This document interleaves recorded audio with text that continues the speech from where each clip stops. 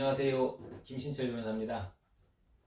이번에는 개인회생의 우선순위 채권에 대해서 말씀드릴게요.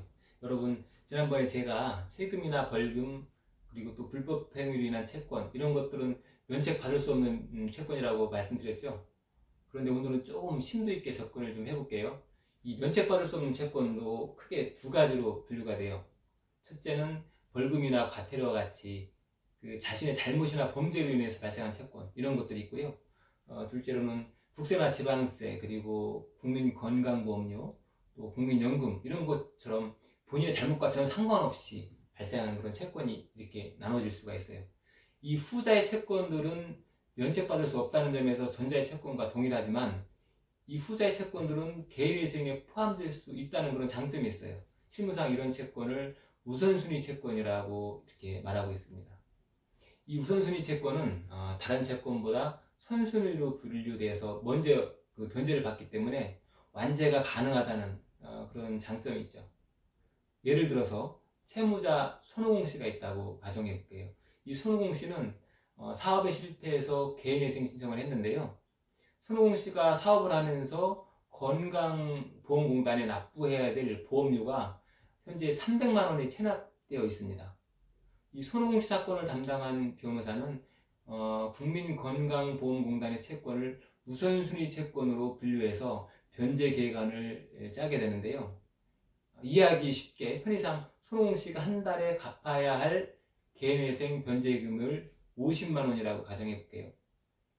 자, 손오공 씨가 그러면 법원에 변제금으로 매달 50만 원씩 납부하게 되는데, 이 50만 원씩 납부하는 돈을 6개월 동안은 다른 채권들에게 배당해주지 않고 국민건강보험공단에게만 다 배당을 해서 300만 원을 완납 처리를 해준다는 겁니다.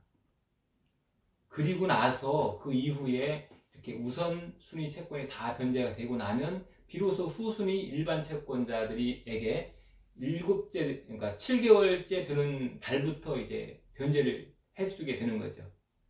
그러니까 손오공 씨의 변제 기간이 전체가 36개월이라고 가정하면 6개월간은 우선순위 채권을 해결하고 나머지 30개월은 일반 채권자들에게 변제를 해주게 되는 거죠.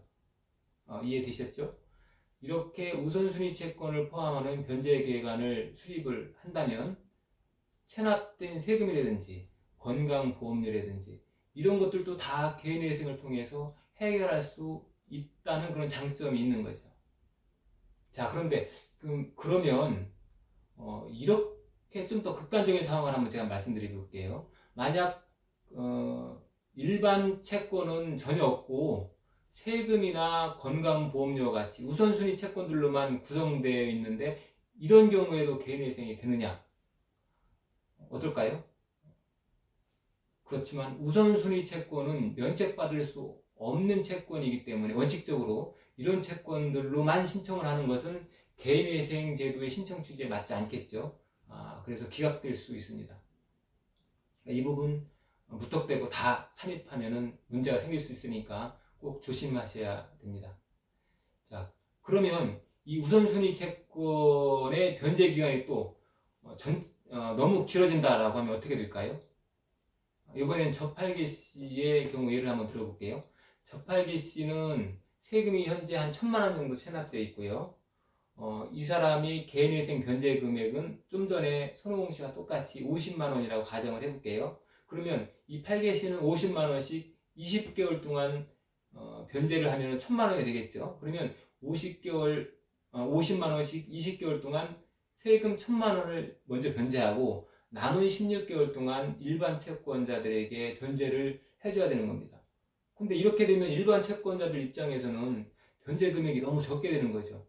그러면 당연히 불만이 생길 수밖에 없고, 이렇게 되면은 일반 채권자들의 이익에 부합되는 변제 계획안이 아니기 때문에 법원에서는 보정명령을 합니다. 그래서 한 달에 변제 금액을 좀 높여서 우선 변제 납부 기간을 좀 줄이든지, 그것도 안 되면 최악의 경우에는 이제 변제 계획안을 불인가하게 되는 거죠. 그렇기 때문에 이 세금이나 건강보험, 산업재해보상보험료 같은 이 우선 변제 채권은 무턱대고 개인회생에 포함시켜서는 안 되고 잘 검토하셔서 이 부분을 포함시켜야 됩니다. 이처럼 이 우선순위 채권은 일반 채권자들보다 먼저 변제받을 수 있기 때문에 개인회생 신청에서 장점이 될 수도 있고요. 잘못하면 경우에 따라서는 단점이 될 수도 있는 그런 채권입니다. 이 개인회생의 변제 계획안을 수립하려면 채권자들의 일반 이익에 적합해야 된다. 이 부분 꼭 명심하셔야 되겠습니다. 그러니까 본인의 계획안을 짤 때 우선순위 채권과 일반 채권의 비율을 정확히 따져보고 자신에게 적합한 변제 계획안을 짜는 것이 중요하겠습니다. 오늘은 개인회생이 우선순위 채권에 대해서 여러분들과 공부해봤습니다. 다음에도 유익한 내용으로 다시 찾아뵙겠습니다. 감사합니다.